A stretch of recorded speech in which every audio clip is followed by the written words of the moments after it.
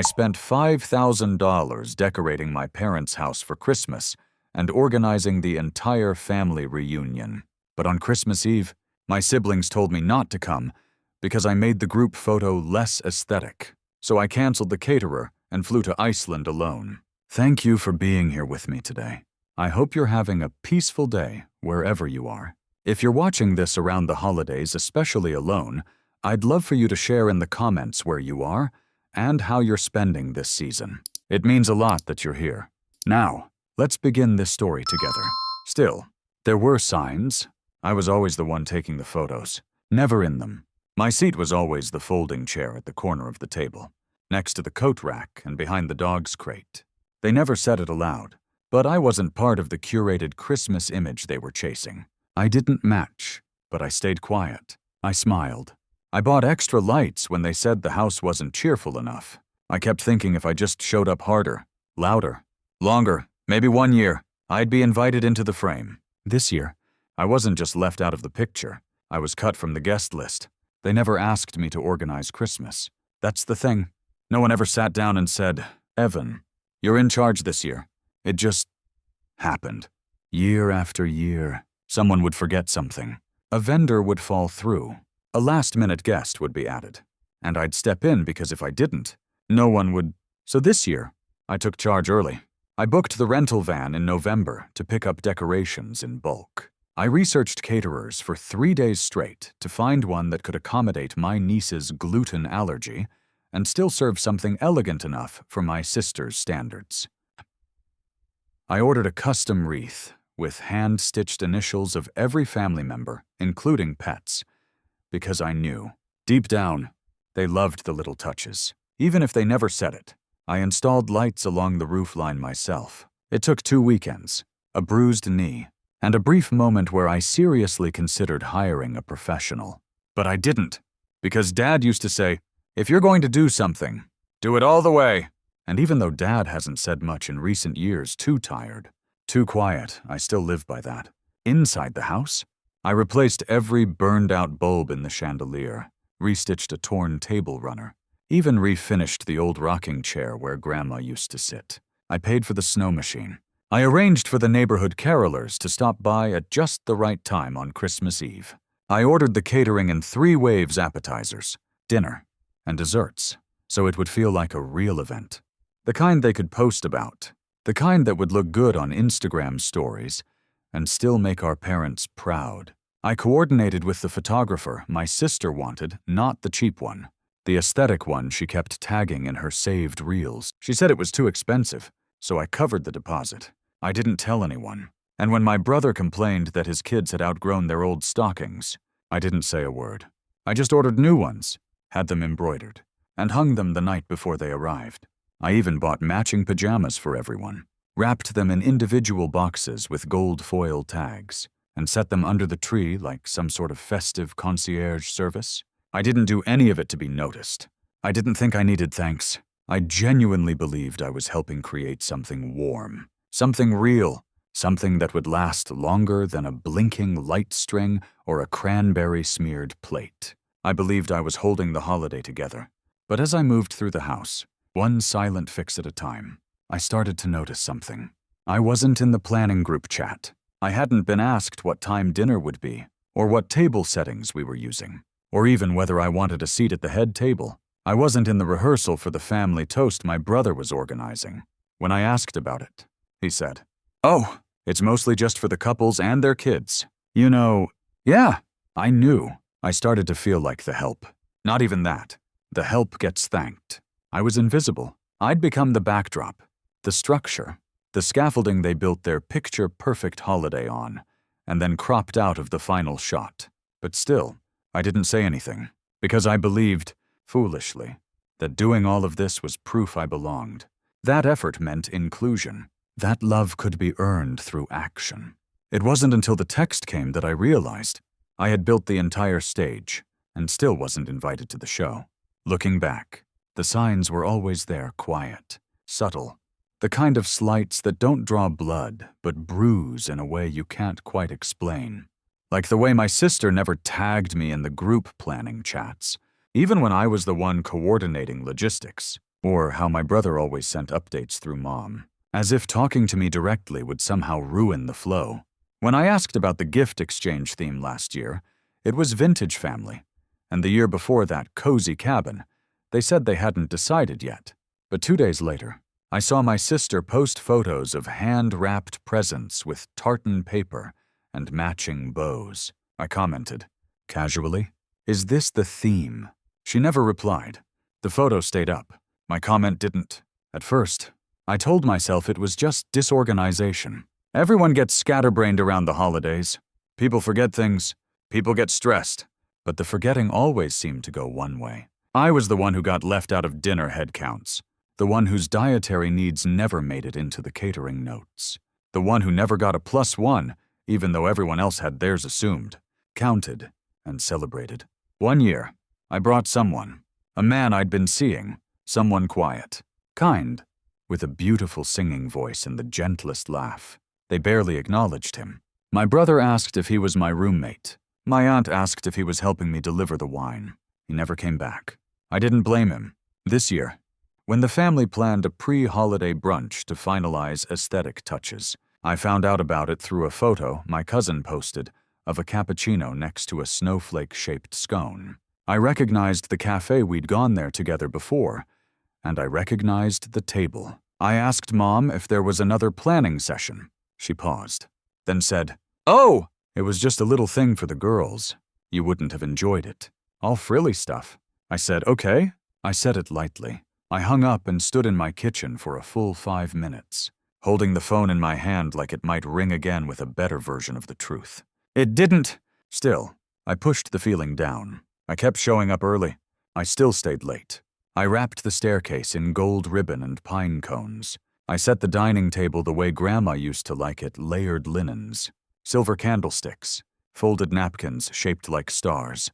I changed the batteries in every flickering remote control candle. I even brought extra gift bags for just-in-case moments that always seemed to happen when someone forgot to bring something. Every act was a small hope, a quiet prayer that maybe this year would be different. That maybe effort still mattered. But the truth was already written, clear as day in the way they looked past me when talking about the real family photo, in the way my name was never mentioned in speeches or stories, in the way my sister pulled me aside and said, with a straight face, "Could you not wear that red sweater?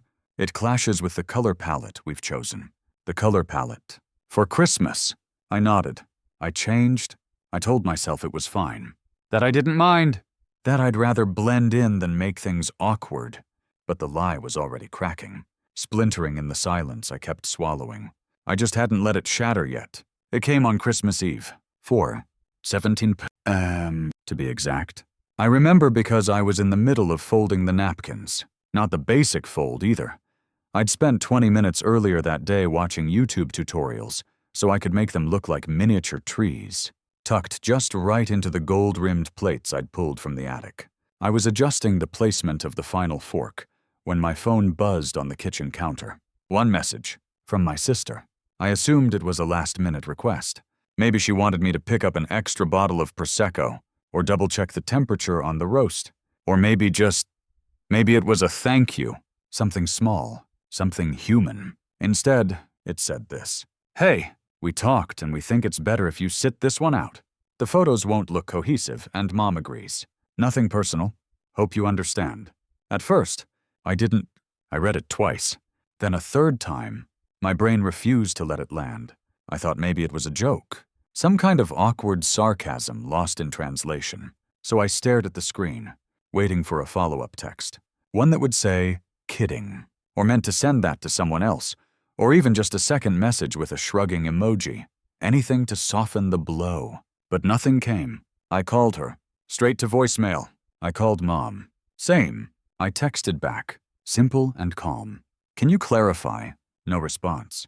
An hour later, Mom finally replied. Not to explain. Not to apologize. Just another cold sentence dropped like a pebble into an already still lake. "Please respect their wishes. It's not personal. It's not personal." That phrase stuck with me like glass in the throat. Because what is more personal than being erased from a celebration you built with your own hands and wallet? What is more personal than being deemed so disruptive to the image that your presence is seen as a liability? I stood there in the middle of the kitchen, napkin still in hand, the smell of cinnamon and pine heavy in the air, and I felt hollow, like the lights had all been unplugged at once, not just outside on the eaves or along the banister, but inside me. My ears started ringing.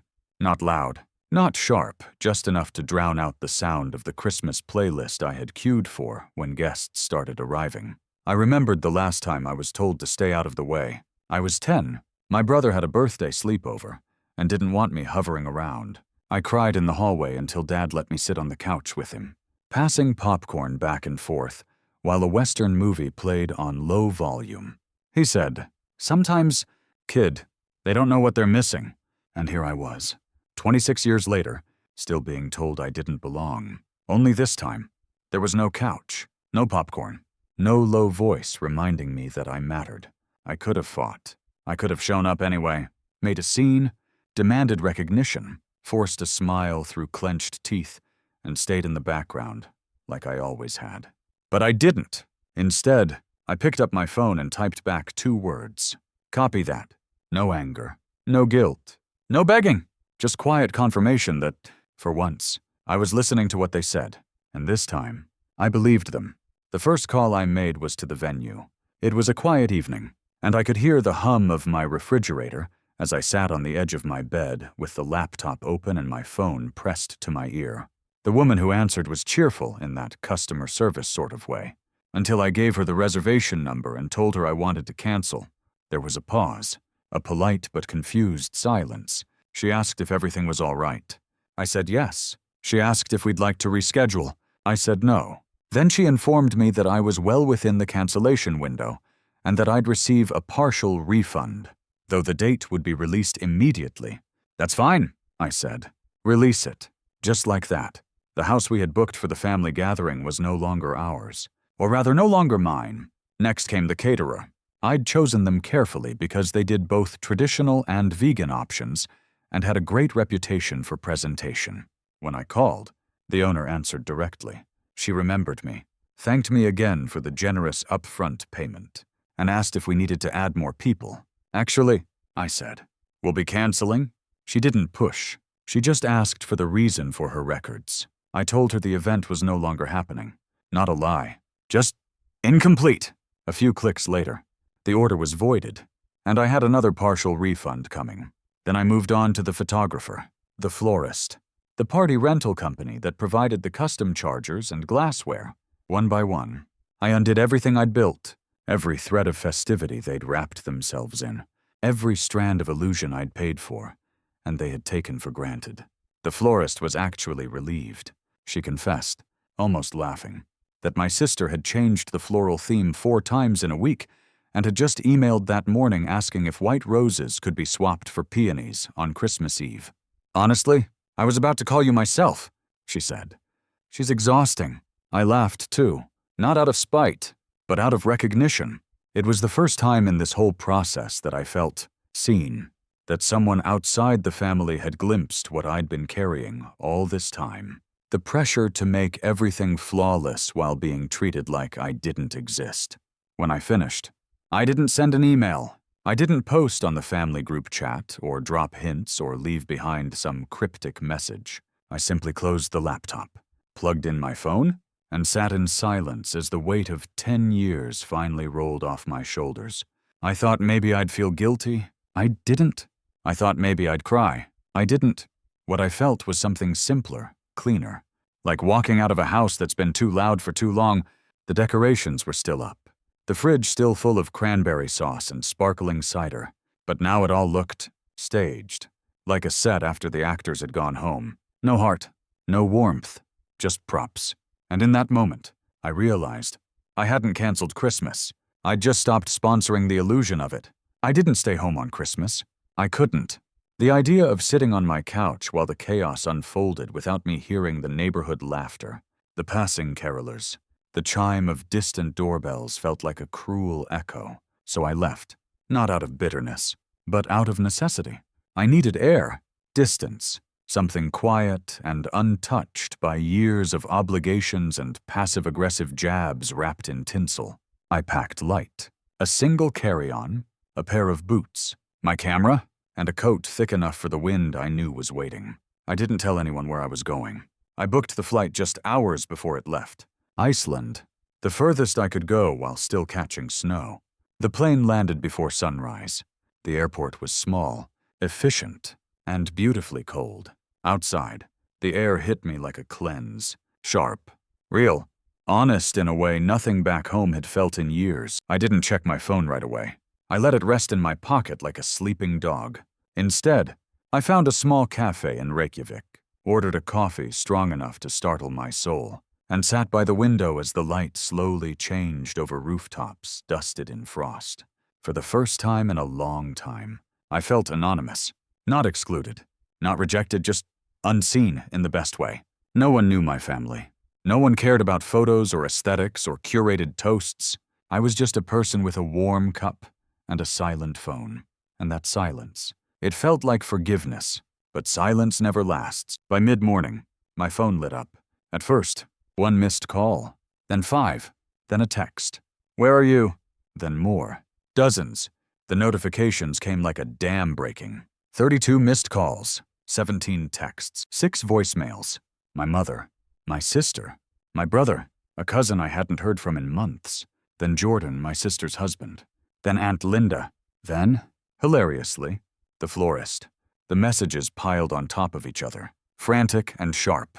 Where is the food? The house is locked. The photographer says you canceled what's going on. Mom is crying. The guests are arriving and there's nothing here. Fix this. I didn't respond. I read them. I watched them stack up. I watched the panic rise, and still, I said nothing. I sipped my coffee. I leaned back in my chair. I watched a family of tourists take photos outside with oversized scarves and real smiles.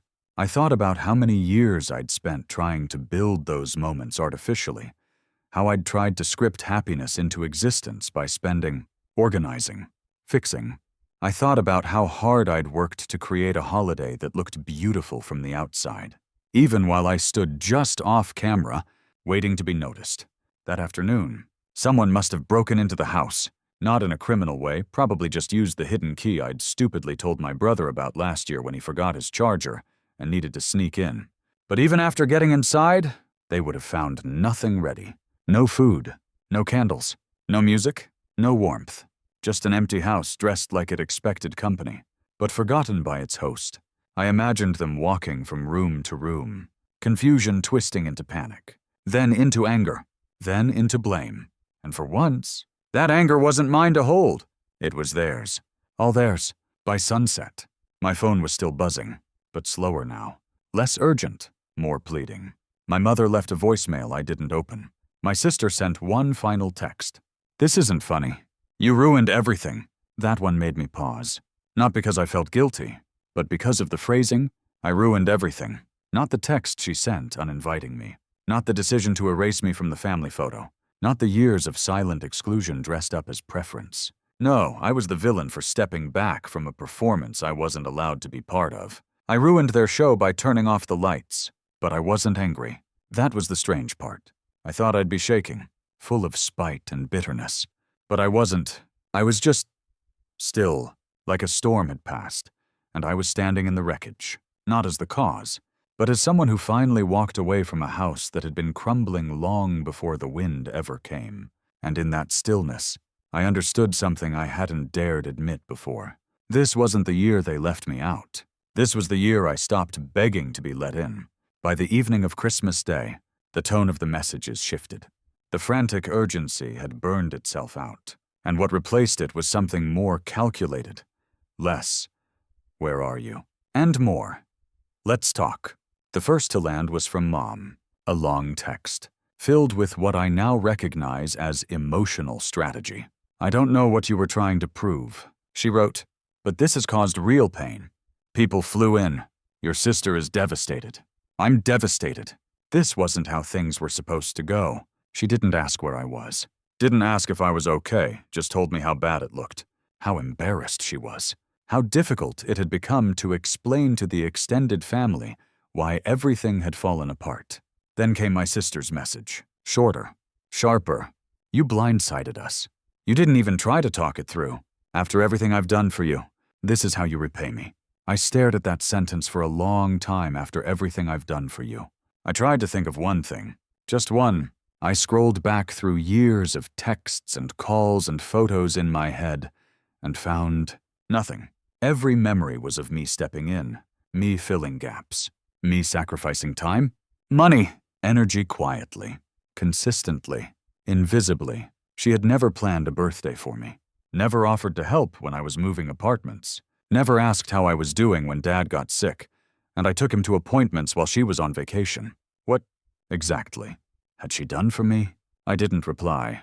Not to her, not to Mom, not to anyone. The next morning, there was a voicemail from my mother. I didn't open it, but I read the transcript preview. It started with, "I think we all need to take a breath." It ended with, "Family is about forgiveness." And somewhere in between, I caught a few key phrases. Jordan's family pressured us. "We didn't think you'd take it personally. You should have communicated better."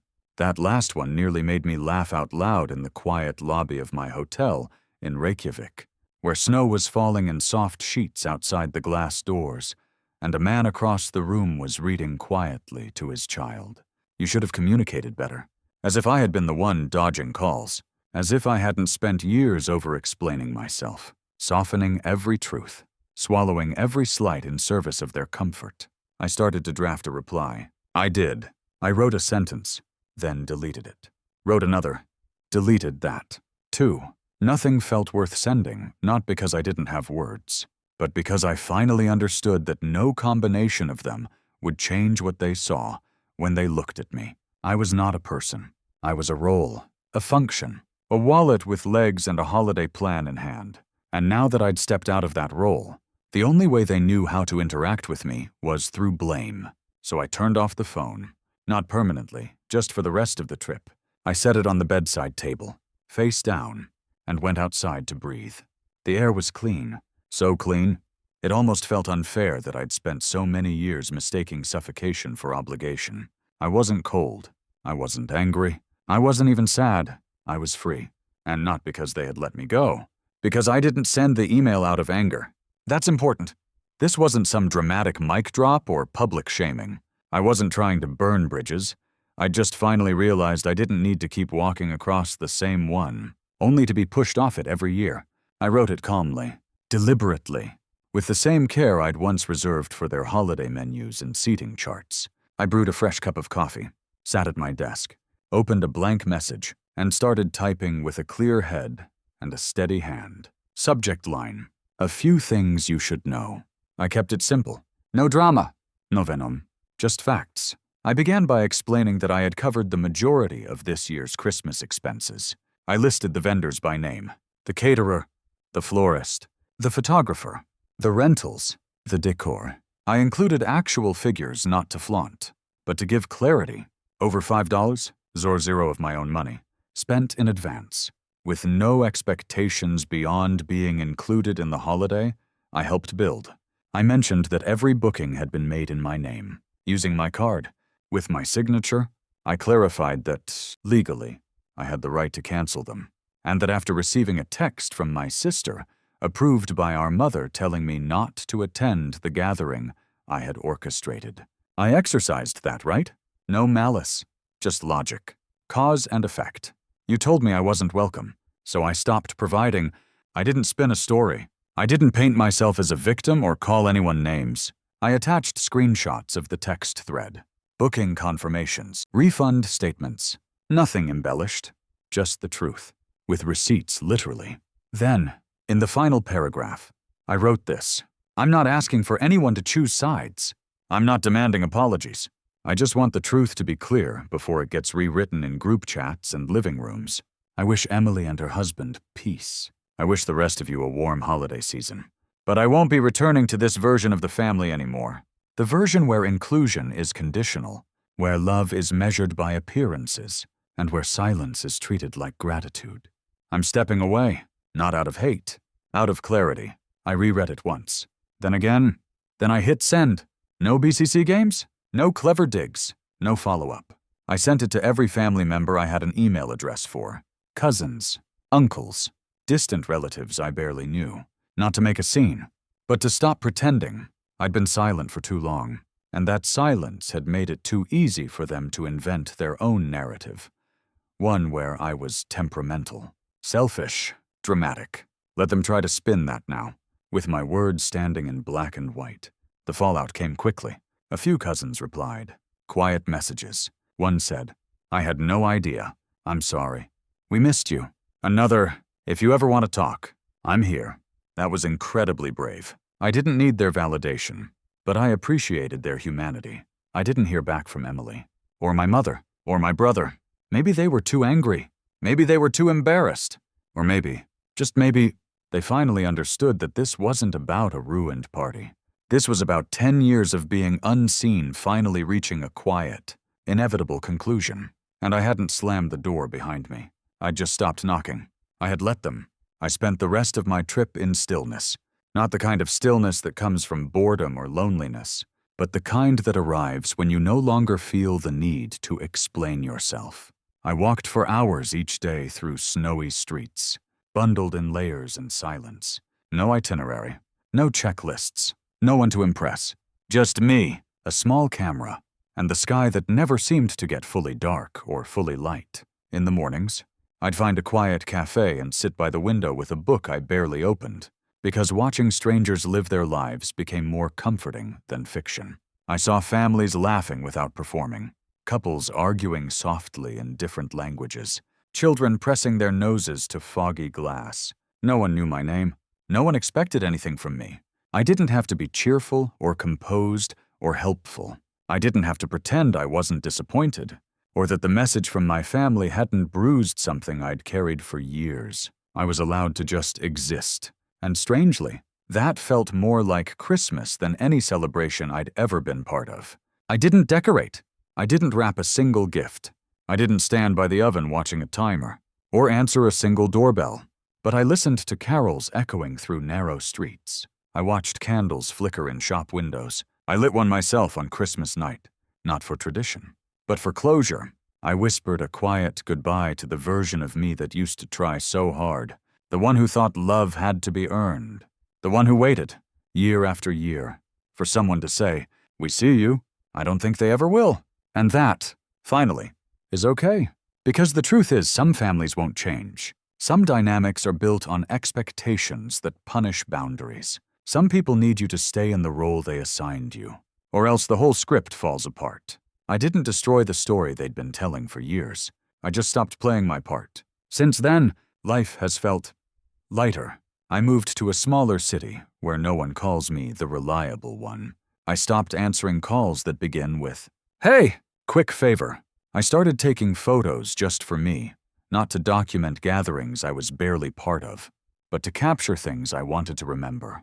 Light on stone, the curve of frost on a railing, the way snow settles into silence after midnight. Sometimes I still think of them. I wonder if, on some level, they understand why I left. I wonder if they ever tell the full story when people ask what happened that year. Or if, like always, they just find a prettier version to share. One where I overreacted, or misunderstood, or disappeared for no reason at all. But then I remember, it doesn't matter. This story isn't theirs anymore. It's mine. And this Christmas, the quiet one, the honest one, the one where I chose peace over performance, was the first I've ever truly had for myself. No photos, no decorations, no apologies, just freedom. And for the first time in my life, I didn't miss a single thing.